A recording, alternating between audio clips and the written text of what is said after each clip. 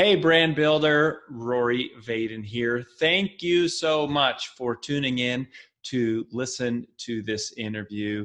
We are so excited to bring you this information and wanted to let you know that, hey, there's no sales pitch coming from anything that we do. This is all our value add to you and the community. However, if you are somebody who is looking for specific strategies on how to build and monetize your personal brand, we would love to talk to you. And we offer a free call to everyone that's interested in getting to know us and is willing to give us a chance to get to know them and share a little bit about what we do. So if you're interested in taking us up on a free strategy call, you can do that at brandbuildersgroup.com/summit call. brandbuildersgroup.com/summit call. Hope to talk to you soon. On with the show. It is very, very rare that this happens, what you are about to experience, which is that we bring on a guest who is neither a client of ours nor somebody from the industry that I know personally, but somebody who cold pitched us for our podcast. And I'll explain why we accepted this person. At our podcast power event, we talk about you being the host and we talk about pitching yourself to get on other shows. And we get pitched, I would say 4 to 5 times every single week from different PR firms. We turn almost every single person down, but there's a couple things that happened here that I want you to understand right up front as we dive into this. Okay. So first of all, you're about to meet Kristin Giese, who is becoming my new friend, and you're going to love her. But the reason I had her on the show is because of exactly what we talk about in Podcast Power. There's 2 things. So first of all, what are your results, right? Like leading with the results. And here's what Kristin has done. We're going to talk about TV.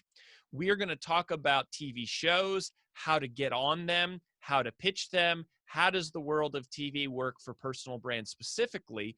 And her team tailored their pitch specifically to our audience. They showed that they cared, that they knew what our audience was about, and she was relevant because she speaks on something directly to y'all and to why you're here. So she is a talent manager and an executive producer herself. She's worked with Miss USA, The Bachelor, The Bachelorette, Real Housewives, chefs, hairstylists, so all these personal brands. She has sold shows, TV shows, to NBC, TLC, and Bravo. She sold the talk show with Oprah. She has 79 times booked Oprah show bookings, and she has launched products that have been into Target and HSN. And so this was a specific niche, a specific expertise that was relevant to our audience, that their team tailor-made, and she had the results to back it up. And that is why Kristin Giese is here, and I'm so excited for y'all to meet her. She's great. So Kristin, welcome to the show. Thank you so much. You know what I feel like hearing that intro? I feel a bit like, when you park too close to the car next to you at the mall and somehow you miraculously get the door open just enough to slide in and get behind the driver again, because it's like you can't open the door wide enough, and yet somehow you're like, I'm gonna fit in here, I'm gonna get in this car and get out of this mall at Christmas time. I hate all these people. That's what I feel like when you intro me that way, that somehow I opened it just enough to inch right in. So I appreciate it. It's like we suck in and we slide into that door, and then you get into the car and you're so comfortable. So I want to talk about TV because one of the things that your team pitched me with, which I agree with, is that everybody wants to be on TV, but they have no idea what it actually takes and why they are not ready. So can you talk to me about that, right? Like everyone that's listening here is a personal brand. They are somebody that is building an audience. They have an audience of some type. Why aren't most people ready for TV? And what does it, and now we're not talking about actors. Like most of our clients are not actors. We're talking about, their dream is to be like Shark Tank or Profit. It's reality TV of some type. Now we do have clients that have been on The Bachelor, and we have some reality TV shows, but what does it take to be on reality TV, and what does a person need to know about like how to get selected for that, and what do you need to be if you want that to be you? Yeah, I think the interesting thing, first of all, I'd like to say right off the bat, television is not a vanity project. So people spend a lot of time Mm. ruminating on this high-minded desire of what they might like to do on television and how they're going to change the world by what they can bring to television and how they are so far evolved from anything that is on television. And when is the last time that you turned on television and thought, this is so high-minded and such documentary style level, like you're watching like Duck Dynasty, so it's like you have to stop thinking about television as a vanity project for yourself and Mm. really think about what television means to the audience.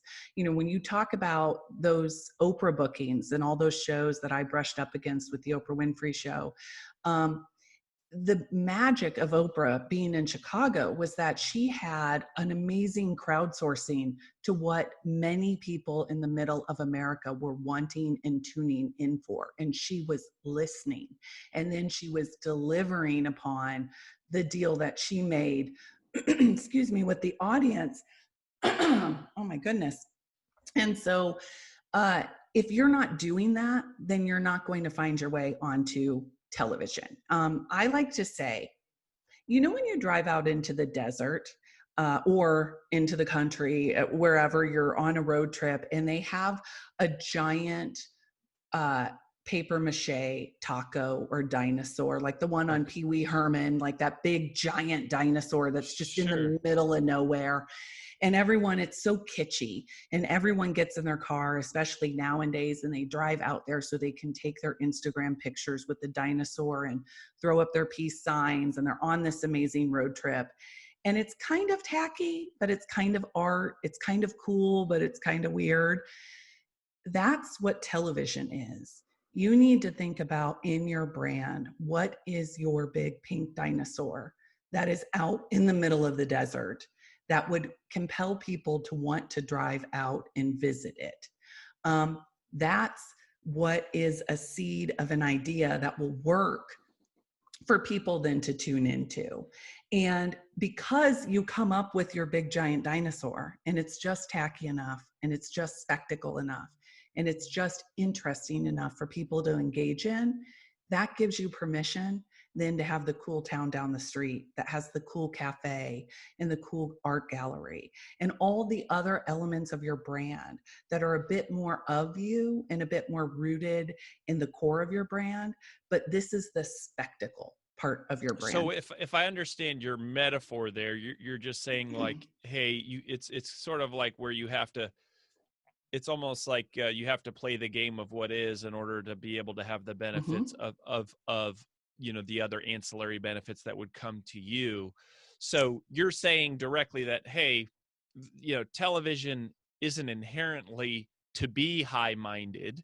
It's not to be like evolutionary. It's not to be this like, really profound level of thinking. So if it's not that, what is it? Like, give us the sobering reality of like, this is what TV is. Specifically, I think we're probably talking about reality TV because I think that's what applies to our audience, right? We're not actors, but we are, Marcus Lemonis, like what happened with The Prophet blew up his career.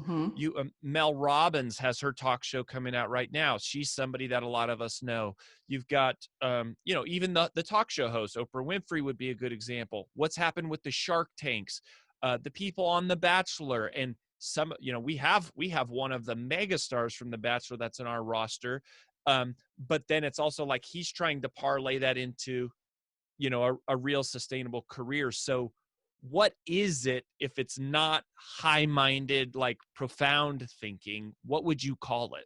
Yeah, I mean, first of all, it's entertainment, first and foremost. And in any good entertainment, it touches us, moves us, or gives us some level of takeaway. And so, of course, there's television that's high-minded. There's 60 Minutes, there's CBS Sunday Morning, there's documentaries on HBO, there's all of that. And if that's the space that you're in, absolutely. If you are that next version of Anthony Bourdain that somehow gets the golden ticket to sort of do something that feels really elevated, then keep striving for that. But largely, television is built in ensembles. It's normally not just a solo venture. So there's a lot of shows where you're going to be partnered with someone else. Most Oh, shows, with the exception of talk shows that you work on, where it might be helmed by that person, which let's be real, there is a very large graveyard of talk shows that fail. There are more dead bodies in that graveyard than there are success stories.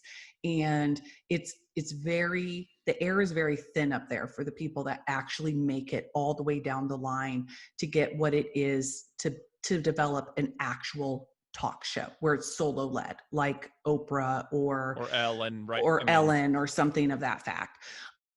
And it normally for a studio, you're talking like they're already like $40 million in when they're trying to launch a new talk show. So the chances of someone unexpected getting a talk show, which we hear a lot in our business, I'm the next Oprah. And it's like, ooh, I don't know. I'm not so sure. But okay, if that's true, you better recognize all the journey that it takes to get to that level. So talk shows are so challenging on so many levels. Largely talk about reality, unscripted. Those Yeah. are So just to pause on that right now too, because it's like talk shows to me, it's kind of like traditional book publishing. Mm-hmm. You go to them when you have a platform, like Correct. Kelly Clarkson is a new one, right? And it's like, Correct. because she's Kelly Clarkson, she's already bringing the Mm-hmm. audience to the show. And even Mel Robbins, I think she would be kind of a lower level of that, but she built this monster social media empire. She's not just some random person out of nowhere that's going to show up and be the next Oprah. She spent decades building an audience that's following Right. her to talk TV. Right. Okay, Right. so 100%. Right. And so when you look then at scripted and versus unscripted, which is the space that we're talking about, a lot of unscripted television could work as scripted. When you look at Real Housewives, you can almost hear the versions of Desperate Housewives, which was on ABC that Mark Cherry created a decade ago.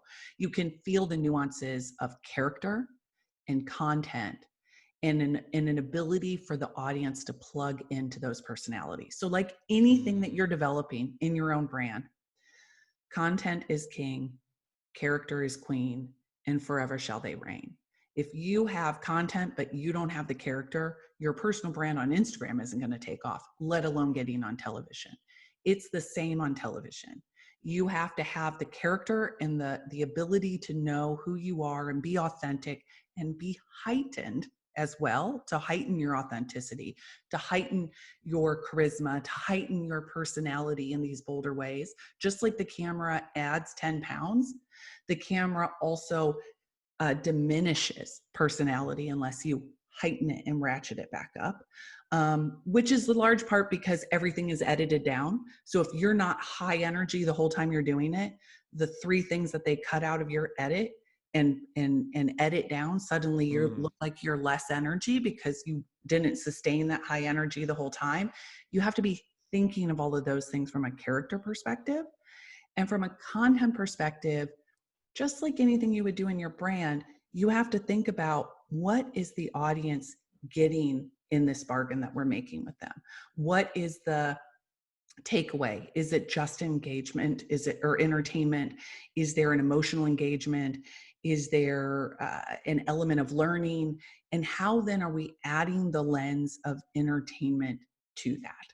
So you have to think like a producer. I think that people think, well, that's what a production company is for. They're going to know what I should do. That never works. Just like when you want a client to pay you to put money in your pocket to hire you for your coaching or your personal chef duties, if you don't tell them exactly what you should mean and why you should matter, they won't know what to do with you. Not even TV producers. So, okay, so that's so good. Like the heightened authenticity, and we talk about that even with podcasting, that the energy transference through the microphone, there's a drop of like 50%. So it's like if you're not bringing the heat on, like your show's gonna suck because it's boring. Like and so I want to talk about the character thing though, Mm-hmm. because I love that phrase that you use, heightened authenticity, Mm-hmm. because it's still authentic, Yes. because at some point you're going to burn out if you're inauthentic, Yes. but it's also amplified. How do you find that balance, and how do you know what character you should be? Like you said something about you have to realize the what is the ability of the audience to see themselves in those characters. Mm-hmm. What does all that mean, and how do you kind of go, oh, this is the character I am, like this is the character I should play? Yeah. Well, we fuel everything that we do through our 3 E's. So every project that we touch, it needs to feel elevated. And I'm talking that pink dinosaur in the desert can still feel elevated based on the experience that you give to people when they get there. So there needs to be an elevation to what you're doing. The audience needs to feel empowered by what you're doing, and they need to feel emotionally connected to what you're doing. And so that, I think this, to me, this applies to everything that you do, whether you're writing a book, whether you're going on the Today Show, whether you're going on a podcast, you are delivering on these 3 E's consistently. And in television, you better deliver on these 3 E's. You better find the way to elevate within what you're doing, so that way you can get noticed on camera. That way what you're delivering within the exchange is important. That how you're contributing to the cast feels of benefit. There's a difference between someone that can play well in a group of an ensemble and contribute in a way that furthers what's happening. And then there are people that are just constantly trying to contribute and get in and get in and get in, and they become a detractor. You're ultimately going to get edited out because you're just trying to get in on the goods, as opposed to sort of being that really elevated, heightened authenticity that you're bringing. You're talking about like the Bachelor there, like that kind of a thing of like, are you just trying to get into the camera? Correct. So there's a difference between I'm playing well with others, Correct, and I'm a part of the scene, and then I'm just trying to be in, like I'm just trying to be famous and be in it, versus someone who's being heightened authentically, that it raises the whole, it moves the whole group forward, it moves the cast forward, it moves the show forward. Correct. And I think you can feel, I mean, one of the biggest E's, I guess, that we should talk about is ego. And I've never met a single person who has said the phrase, I think I want to be on television, that does not have some level of ego invested in what that is. Sure. And so you have to find a way to harness that. So your ego isn't what leads you into the room. Sometimes you will get cast because your ego leads you into the room. As a producer, we need people on camera whose ego is completely out of whack, because that gives us drama. That you need conflict. Correct. Yeah. And all of that is relevant and important, and the audience needs it to further the story, that is arced. And P.S., anyone who's been on television knows this. We've already identified an arc of where we think the characters will go within the episodes based on what we're doing. So sometimes that is surprising and they go other ways, and sometimes there's mechanisms that encourage them to go certain ways in reality television. So there's that whole side too, depending on how you're looking to join the game. If you're going to be cast on a show like Bachelor, there's definitely going to be mechanisms that are imposed upon you in order to create that drama. If you are going to be the next Martha Stewart and you are bringing about a heritage cooking show, it's a different type of mechanism that you're working with the producers to develop the stakes of what's going to happen in that show. But there's always going to be mechanisms and stakes that we're creating as producers to bring that about. But, so to go back to your question, you are looking at that heightened authenticity. You're answering these things for yourself. You're aware that you're going to be edited in some capacity. You're aware that you're going to become a part of an ensemble, and these other people are going to be pushing and pulling you in different ways. And so in every situation, without it being obvious to the camera, because you still have to be present in it and participating, you have to find a way to deliver on those 3 E's, to elevate and be of importance and to take up space in the best possible way. You have to find a way to emotionally connect. And that doesn't just mean that you share something for the sake of sharing it because you think this is my hook that's going to get the audience. You are legitimately emotionally connecting to the situation.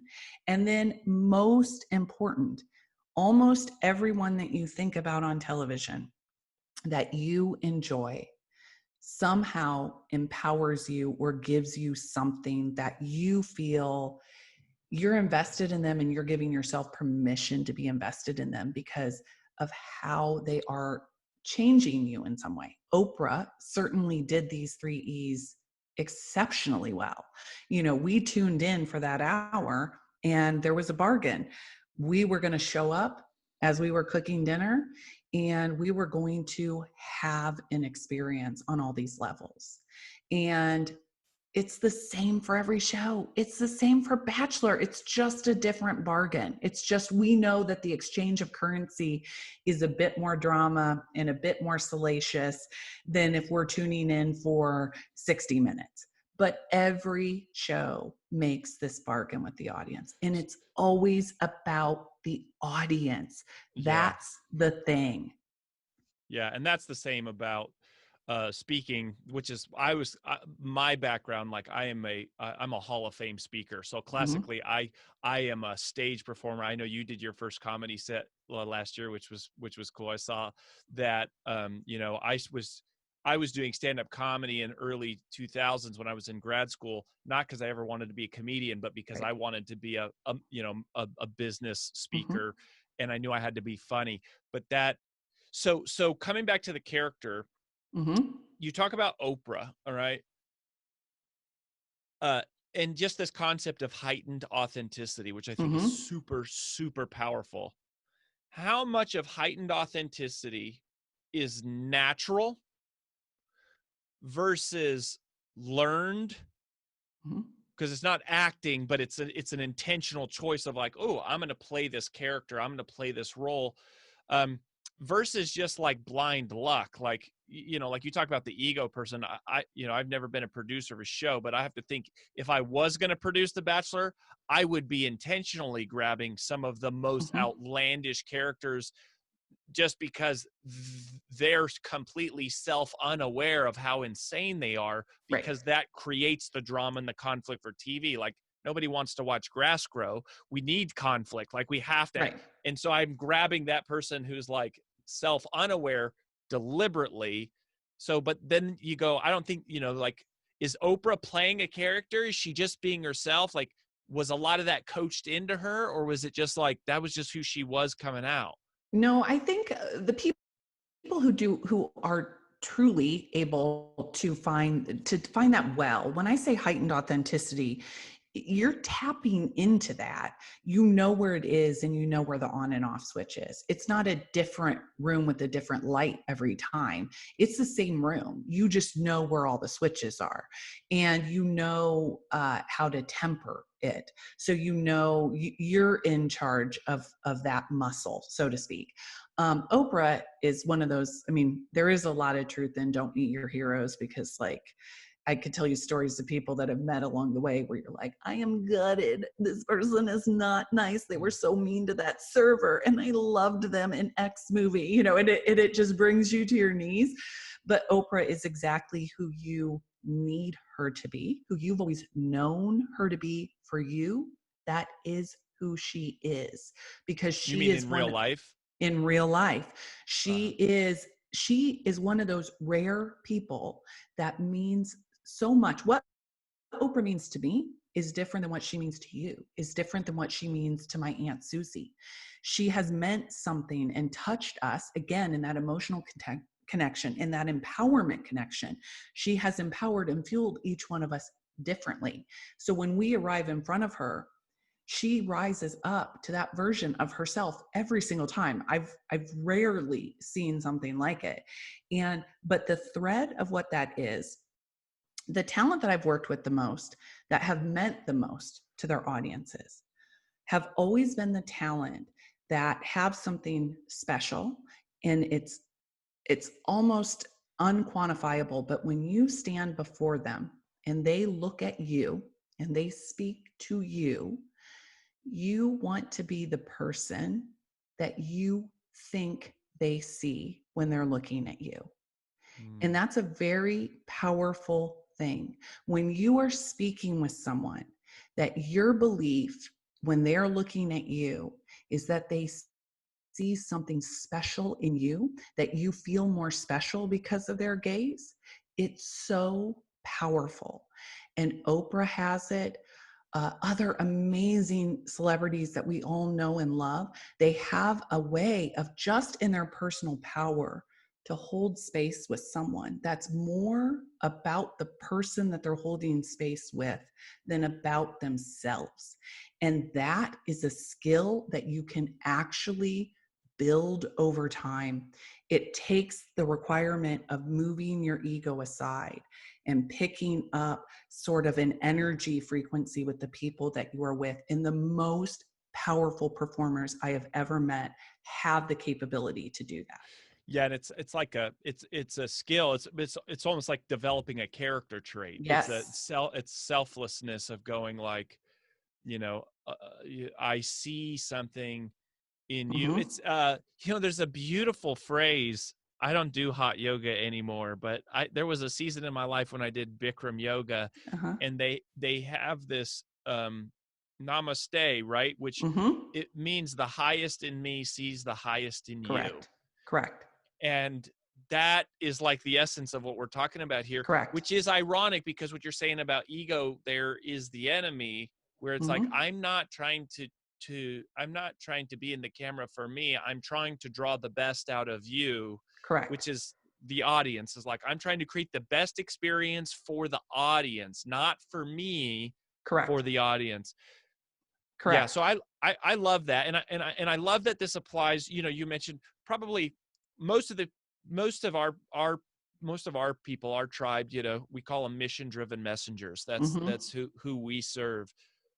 Most of them are probably more likely to just be a guest on a show, Mm-hmm. like they have a book launch or something, and you get on Fox News or the Today Show or something like that. More than just pitching a show, and just because that's a smaller number of people, but like, would you say those 3 E's and being that heightened authenticity, is Mm-hmm. that part of what makes you a great guest, a great pick to go, yeah, we can have you on Good Morning America because you have something empowering, but you also have to still keep in mind that a part of what I'm doing there is I'm Correct. entertaining people while I'm there. I'm not just, let me tell you about my book. I'm Correct. entertainment. Correct. And I think that people forget that. There's a lot of publicists. And that's where I cut my teeth. That's the roots of where I grew up in entertainment. And a lot of publicists will tell people right out of the gate, you got to be working your points. You got to get in that you're there to promote your book. And as an audience member, when the first question is, so you're here in New York and we heard that you have this new show that's going out and tell us about it. And the person says, well, I told you all when I wrote my book that came out this week. As an audience, you're like, oh, gross. And as the producer, you're like, I'm not booking this person because your goal here was to deliver upon what we're doing here. And that is putting on this show that is about the broader engine of the show. So it requires you, if you're going to deliver on these things, because you're doing it all the time, it requires you to hone the skill of how to do it. There's an important saying in a car salesman taught me this, that I don't want to sell you a car. I want to make you want to buy a car from me. So Mm-hmm. I'm about the car. I'm telling you everything about the car. And you now are invested in me. And you are invested in the story I'm telling you about the car. Now you want to buy the car. That is different than me selling you the car. And if you're going to go on television and do these things, you want people to want to buy the car. You're not trying to sell them the car. And that is such an important It's like flipping the other side of the coin, and you need to practice that skill of the coin flip in order to get it right every time, because it's hard to be there to deliver upon what they want you to deliver upon and still get your messaging in. And the thing that we is the cornerstone of how to do it well is that you are never, not for an instant, have I ever sold products or properties. I have only ever sold philosophy. So all the years of selling product lines into Target, moving shows onto television, launching books and publishing books, I was never selling any of those things. I was only ever like the master of the ShamWow, selling you, evangelizing you on the power of the words, of the philosophy, of the belief, of how this will elevate, empower, and emotionally support you. And when you connect into those things, that is the Trojan horse to want to go buy the publishing, the property, and the product. And if you can learn how to do that well, there is not a single room that you can't walk into and nail the pitch, get the property, sell the project. It's just the cornerstone, because you're never beginning a conversation. It never begins with, I have this thing that I want to sell to you. It always begins and ends with, I have this thing that I want to share with you. And the selling becomes then the byproduct of that. And that's where the power is, I think, in anything that you're going to do, whether you want a producer to buy into you, an editor to buy into you, or whatever your mechanism is. To me, that's the power source. So, yeah, I love this so much. Yeah, you mentioned ShamWow, and I was laughing for a second. So Kevin Harrington is one of our clients who was like the founder of the infomercial. I wanted to buy a ShamWow 85 times. I mean, it's like, it works, I'm just going to show you this thing over and over, and you like me, and now you like this thing, and you're debating 10 years later. I'm like, maybe I should still buy that ShamWow, and I know the name. That just shows you it affects you on these different levels. Now, as the producer, okay, so you're a producer. Like, I mean, you're an author, right? You're doing these things. You have your own personal brand and stuff, but your day job right now is like, you produce shows, you pitch ideas to networks and to production companies, and when you sell a show, a part of what your role as a producer is selecting the talent who comes on the show. Oh, God. Gosh, we could unpack this for another 3 hours. Here's my question. Here's my big question is, how do you spot it in someone, and what do you look for, right? Like, as the producer, because you're kind of like, you're the orchestrator, you're like the conductor, you're the one that's like got to pull all the pieces together between the audience and the talent and the production company, right? Like, that's what you're doing.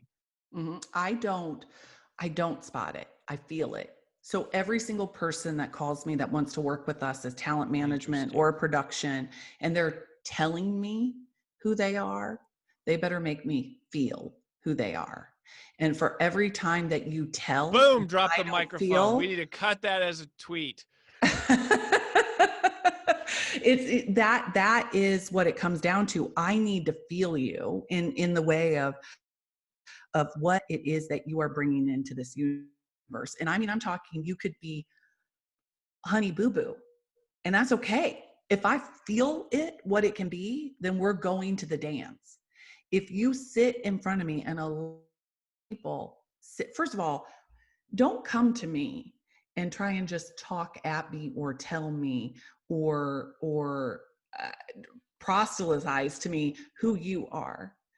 Listen a lot more than you speak, and find the way to help navigate through what we are looking for, to then to encourage us to have that connection with you. So many people come and sit before us, and they just start telling me all the things that they are. And the whole time, maybe I'm thinking, I feel something else for them that could get them to the dance. But they're so busy telling me that all they want is a talk show like Oprah. And I know that those are all on the decline. And they're so adamant about what it is that they want, that it starts to feel a bit like an unreal that you're trying to talk into doing their homework. It's just a battle that you don't want to have. So I find it's sometimes much better to begin with the question. So to say, let's talk about the things that I am bringing into the world, and let's have you tell me a bit about, what does that mean for the world? Is there a place for that in the world? How does this apply to the world? There's a conversation that we could be having that a lot of people skip right over that and go to, whether it's their brand, whether it's television or whatever it is, they make it a vanity project. They sit in front of you and tell you what it is exactly that they're going to do. And that's for your vision board. That's for your book on your bedside table that you write down every day. I'm going to be a millionaire, and I do it too. I'm right there with you. We can compare crib notes all day long. I got it. We're all vision boarding. I'm in it. I'm in it deep.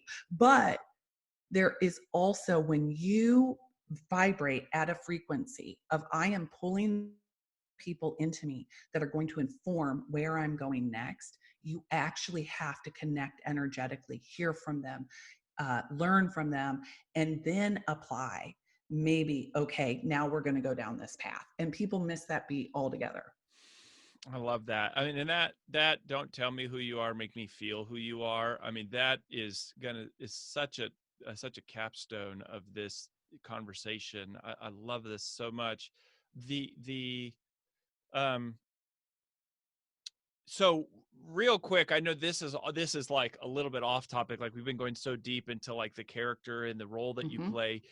Can you just give us a broad, and like, I can't believe this has gone way over time.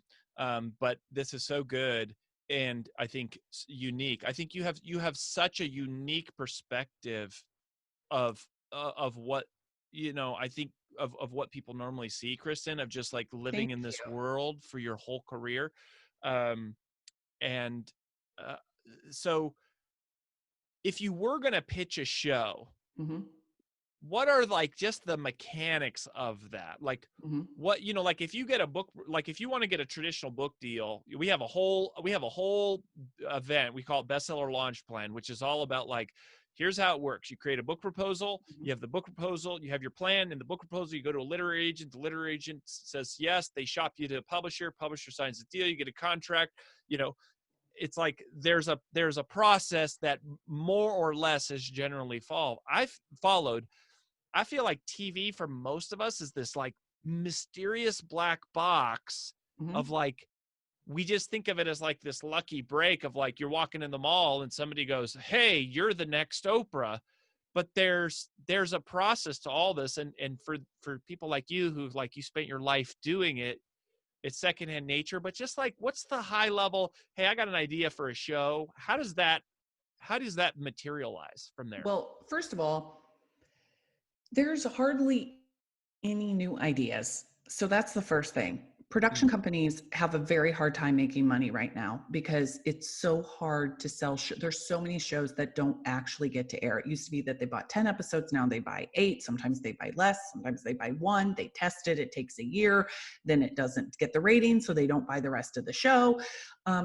It's basically the smell of desperation, fear, and failure in entertainment is like, be prepared. I don't know. I've never been in a morgue, but like, get the menthol ready because it is not pretty. So be prepared for so many no's. Be prepared to be violently unrelenting in your desire to pursue it. If there's any part of you that's like, I'm just going to see what happens and go from there, you are never going to make it off the ground level, because it's going to fail and fail some more and fail again. That's first rule. Second rule, you are the driver. Like anything in your life, show them what you can mean. Already start collaborating with friends. Already start creating content on Instagram Live. Already start creating a YouTube show. The people who make it the furthest are the ones who are already creating the content that gives the roadmap for how people would use you. So find friends to collaborate with, start doing it, start dreaming up, start trying new things, show people what you could mean on a larger scale. Become an expert at understanding what all's happening on television, what networks are buying and what they aren't buying, so you can actually have a conversation with producers. Because a lot of the shows that people come to me and say, hey, this is a show that I want to do, is actually only a seed of an idea that would be a segment on a TV show. You actually have to think about, how does this sustain for one whole episode and for 10 whole episodes in a season, and you don't make any money in season 1. So how's it going to get to a season 2? Where are you going to go in it? It's all of those things that you should start thinking of, so that way it can go beyond just that one small 5-minute, this is how I would do it on the Rachel Ray show. It needs to actually feel expandable. And like I said earlier, a lot of ideas that work, that are successful in television, you can see a version of them as a documentary like The Tiger King, that then can become a film that we would all watch and get invested in. That could also become a series of a show with these really great characters. That could also be a reality show. It like any good idea, you can mold it and fit it for the different formats and platforms that exist out there. So think in those terms. If it's something that only applies to you and only you could do it, you're going to have such a hard time selling it. Think in terms of, does this idea expand and contract? And then write your pitch, build your deck, get a Canva account, make it look sexy. You got to do all the things to sell it. So, okay. So just real quick on that. Okay. So that was, you hummed over that. So I mean, obviously the psychology is way more important. Functionally speaking, you're going to write a pitch, just like a book proposal or a speaking proposal or any other proposal. It's like, show me something in writing and with pictures that kind of helps me understand and articulate the concept. Correct. And then who do you send that deck to? Do you send it to a producer, to a production company, to somebody else? Is it just like, I mean, I know it's kind of like send it to freaking everyone and anyone who will listen to you until you like find the right person. But who's the gatekeeper there? I mean, there's so many gatekeepers. That's part of the problem. So you're building those connections and networking and having conversations. If it's truly a seed of an idea that is stealable, which they kind of all are, right, you're going to want to be careful about how you talk about the idea, so that way you can kind of try and protect it. I mean, I can't tell you the number of times that I've been told no on a show pitch, and then a year later I see the same production company that I was pitching out there with a similar show. So, and who's to say, maybe they had the idea at the same time. Again, there are no new ideas. So it's really about how you layer it in. But everything comes down to relationships in any industry. Television is the same. Every connection, every business card. The number one thing that I can say, whoever decided that no one should have business cards anymore should be interrogated beyond, because the number of times that I have said to talent that I actually am curious about, like, hi, I'm Kristin. Do you have a card? And they're like, you can find me on Instagram. I know that when I DM you, you probably won't see it and DM me back. And now I am a lost connection to you. And you never know who someone is or how they're going to help you.